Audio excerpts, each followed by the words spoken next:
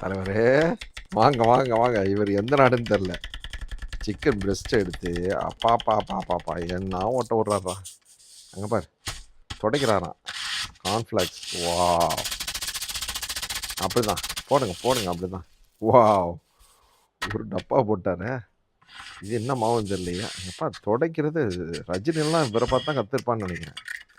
தலைவரே வேற லெவல். இங்கே பாருங்க முட்டையை. வா என்னடா இது. வா அமுக்கு அப்படிதான். அல்பைக்கு ரெடி ஆச்சா. வா பாருங்க வேற லெவலில் இருக்கு கிரிப்ஸியா. மறுபடியுமா மறுபடி பவுட்ரா போடுங்க. சாஸ் ரெடி பண்ணுறாரா. வா வெட்டும் போதே பாருங்க. அப்பா இதுதான் பிடிக்கல எனக்கு. சாஸ் கிரிப்ஸியாக இருக்கும்போது சாஸை ஊற்றுனா எப்படி. வா வா